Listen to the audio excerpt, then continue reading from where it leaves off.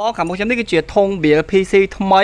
ដែលមាននៅ God សាខាទី1បាទនៅកន្លែងចាស់យើងនៅគិរីរម្យអញ្ចឹងអានេះគឺមកជាមួយនឹង spec i5 ទី11 VGA 16H អានេះ RAM វា 16G បាទ RAM វា 6.10G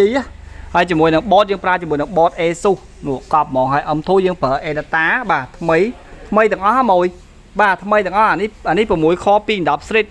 ជាមួយនឹង power យើងប្រើ brand Antec ហើយ M2 512 យើងប្រើជាមួយនឹង MSA ប្រើជាមួយនឹង M2 Adata Polygen ហើយនឹងចំពោះ graphic card យើងប្រើជាមួយនឹង graphic card MSI បាទអញ្ចឹងអានេះគឺ board 3 ឆ្នាំបាទ graphic card 3 ឆ្នាំ RAM 3 ឆ្នាំ M2 3 ឆ្នាំនិយាយរួមទៅគឺបាច់ភ័យហ្មងហើយ CPU គឺធានា1ឆ្នាំចំពោះម៉ាស៊ីននេះយើងអាចយកទៅធ្វើការងារម៉មអីគឺស្រួលប្រើហើយជាមួយ cache មួយនេះបាទមែនតើបាទ cache នេះគឺយើងមានច្រើនណាបាទមានប្រភេទ cache ច្រើនដែលបងរើសបានបាទអានេះមានភ្លើងមកជាមួយនៅខាងមុខទៀតអញ្ចឹងសម្រាប់បងដែលត្រូវការជាមួយនឹងការ BLPC ធុងថ្មីនេះអាចបៀនៅ God បានណាបាទអាចបៀនៅ God បានអានេះយើងប្រើជាមួយនឹង cache gaming បាទ Zimatic បាទប្រភេទ Zimatic ណាអ្នកនេះលយបាទនេះមានកញ្ចក់នៅខាងនេះបាទអានេះកញ្ចក់ហ្មងមិនមែនជ័រណាមួយអានេះគូមិនសុខបែកអញ្ចឹងសម្រាប់ធុងនេះគឺធុងថ្មីទាំងអស់តែម្ដងបាទធុងថ្មី 100% តែម្ដងអត់មានលីគ្រឿងមកទឹកនៅក្នុងហ្នឹងទេគឺអត់មានទេគឺថ្មីទាំងអស់តែម្ដងអញ្ចឹងសម្រាប់បង brother បង sister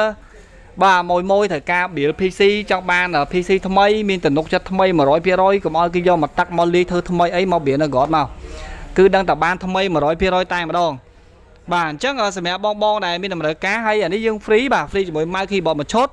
តំណប់ mouse អាធំមួយហើយនឹងដបទឹក Asus មួយបាទដបទឹកមានបាទ Asus មួយលយមែនតើអ្នកនរគ្នា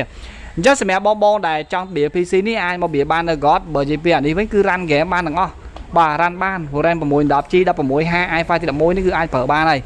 សំខាន់យើងបានម៉ាស៊ីនថ្មីមិនមែនមកទឹកទេណាគឺថ្មីអូខេអញ្ចឹងយើងបានម៉ាស៊ីនថ្មីយកទៅប្រើ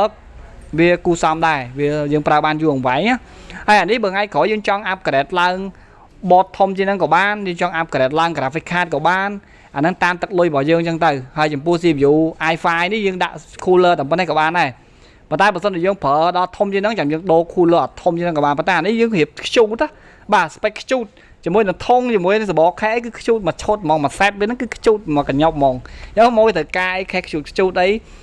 មួយត្រូវការចង់បានម៉ាស៊ីន BLPC ដំបងអីទៅប្រើប្រាស់ខ្លួនឯងផ្ទាល់ខ្លួនអីខ្ញុំរីកមិនអានេះហ្មងហើយតម្លៃវាតែ400ជាងឯងភ្លេចប្រាប់តម្លៃអានេះ400ជាងថ្មីទាំងអស់តែម្ដងអត់មានលេមកទឹកធ្វើថ្មីឯងបើមួយចង់បានមកទឹកលេថ្មីណាអាហ្នឹងអាចគេយល់មកមួយកុំចង់បានថោកពេកចាំបានថោកពេកគេលេខ្លះក៏យើងមិនដឹងដែរតែបើទិញនៅក៏អត់មានអញ្ចឹងឯងគឺទុកចិត្ត 100% តែម្ដងដឹងតែថ្មីហ្មង